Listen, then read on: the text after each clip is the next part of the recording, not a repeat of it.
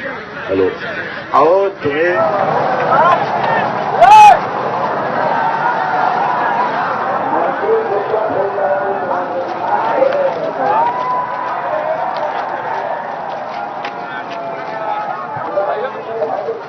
तर शेतकरी नेत्यांशी चर्चा करून आता शिष्टमंडळ निघालेला आहे।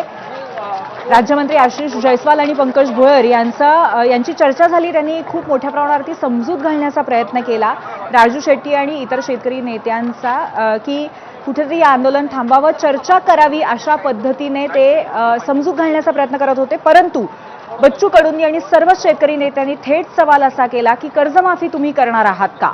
आणि या प्रश्नाचं उत्तर आम्हाला आत्ता अपेक्षित आहे। चर्चा इतर मागण्यांवरती आपण करणं गरजेचं आहे आणि त्यामुळे आपण आधी चर्चेसाठी तयार व्हावं असं पुन्हा एकदा त्यांना मंत्र्यांनी समजावण्याचा प्रयत्न केला। परंतु त्यांनी असं स्पष्टपणे म्हणलं की आम्हाला आमच्या या प्रश्नाचं उत्तर हवं आहे, बाकीच्या विषयांवरती आपण नंतर चर्चा करू।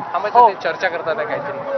आपले प्रतिनिधी रजत वजिष्ठ आहेत, आपण त्यांच्याकडे थेट जाऊया। रजत, अंतिम या चर्चेतनं काय निष्पन्न निघालं, काय काय चर्चा झाली आणि काय शेवटी ठरलं?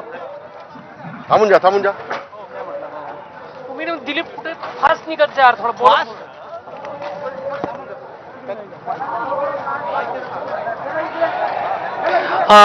पूर्वी सातत्याने बच्चू कडू आणि सोबतच्या आंदोलकांची मागणी आहे की मुख्यमंत्र्यांना एकदा फोन लावावा आणि कर्जमुक्ती संदर्भात तत्वतः ते तयार आहेत की नाही एकदा त्याबद्दल विचारा। इतर ज्या काही मागण्या आहेत त्याबद्दल सरकारसोबत चर्चा होऊन मार्ग निघेल असा विश्वास कुठेतरी आंदोलकांना आहे। मात्र कर्जमुक्ती हा जो मुख्य मुद्दा आहे आणि याबद्दल मुख्यमंत्री तयार आहेत की नाही, कर्जमुक्ती केव्हा करावी अशी कुठलीच अट आंदोलकांनी घातलेली नाहीये।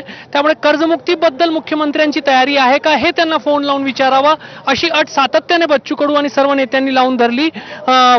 जे शिष्टमंडळ आहे त्यांनी समजवण्याचा प्रयत्न केला की आज पंतप्रधान मुंबईमध्ये आहे, मुख्यमंत्री विविध कामांमध्ये, मुख्यमंत्र्यांनी तुम्हाला चर्चेला बोलवलं आहे, तुम्ही चर्चेमध्ये सुद्धा त्यांच्याशी थेट ह्या संदर्भात विचारणा करावी।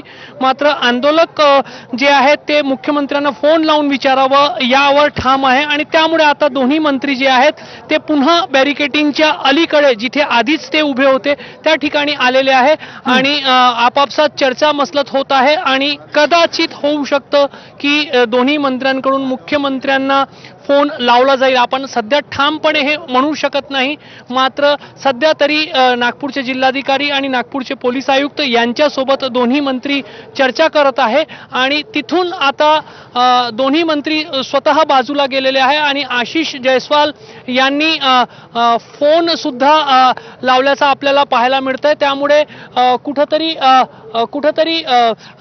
संपर्क जो आहे तो मुख्यमंत्र्यांना साधला जातोय की काय अशा पद्धतीचा एक चित्र जो आहे तो आपल्याला या ठिकाणी पाहायला मिळतंय। त्यामुळे चर्चा हळूवार पावलांनी का होईना पुढे जाताना दिसती आहे।